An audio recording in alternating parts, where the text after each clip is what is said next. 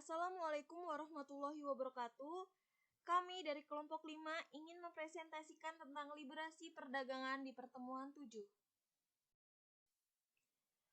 Pengertian liberalisasi perdagangan menurut Karbauk 2004 menyatakan bahwa liberalisasi perdagangan adalah kebijakan mengurangi atau bahkan menghilangkan hambatan perdagangan baik tarif maupun non-tarif, sehingga proses liberalisasi akan mereduksi hambatan yang ditetapkan di suatu negara. Pengertian proteksi menurut Profesor Hendra Halwani 2005 mengatakan bahwa proteksi adalah upaya pemerintah mengadakan perlindungan pada industri-industri domestik terhadap masuknya barang impor dalam jangka waktu tertentu. Proteksi bertujuan melindungi, membesarkan, atau mengecilkan kelangsungan industri dalam negeri yang berlaku dalam perdagangan umum. Latar belakang. Depresi dunia tahun 1930-an telah menyebabkan banyak negara melakukan tindakan proteksi. Amerika Serikat merupakan negara yang paling berpengaruh pada waktu itu. Melalui Smoot-Hawley tarif mengenakan tarif terhadap ekspornya kurang lebih sebanyak 25.000 jenis barang. Tindakan ini tentu saja kemudian diikuti oleh negara lain sehingga perdagangan dunia menjadi tidak bebas. Namun, selang beberapa tahun, Amerika Serikat memulai dengan Reciprocal Engagement Act yang membolehkan presiden mengadakan perundingan tentang penurunan tarif. Setelah berakhirnya Perang Dunia Kedua, usaha ke arah liberalisasi perdagangan makin mendapat angin segar. General Agreement on Tariff and Trade (GATT) adalah suatu persetujuan multilateral yang menentukan peraturan-peraturan bagi pelaksanaan perdagangan internasional. Tujuannya adalah untuk menciptakan suatu perdagangan internasional yang terbuka, bebas, dan kompetitif.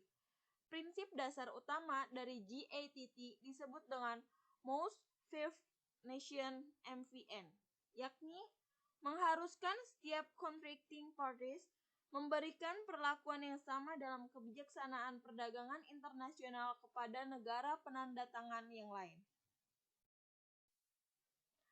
Tujuan utama perundingan GATT, seperti juga yang telah disepakati di Punta del Este, adalah yang pertama, untuk mencapai liberalisasi dan perluasan perdagangan dunia demi kepentingan semua negara, khususnya negara berkembang. Yang kedua, memperkuat dan meningkatkan peranan GATT dan mengusahakan jangkauan perdagangan dunia yang lebih luas di bawah peraturan-peraturan multilateral yang telah disepakati.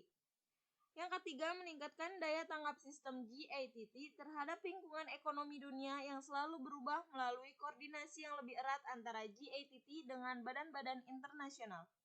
Yang keempat, memupuk kerjasama yang sudah ada pada tingkat nasional maupun internasional untuk memperkuat hubungan antara kebijaksanaan perdagangan dengan kebijaksanaan ekonomi lainnya.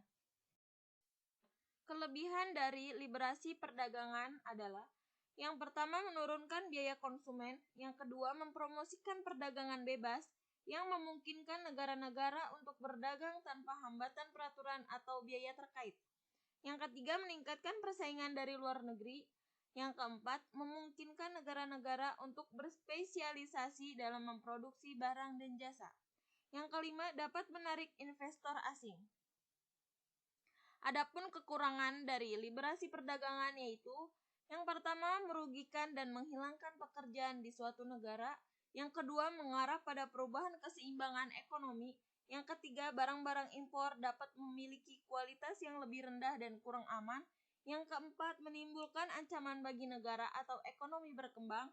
Yang kelima, negara-negara dengan sistem pendidikan maju cenderung beradaptasi dengan cepat ke ekonomi perdagangan bebas.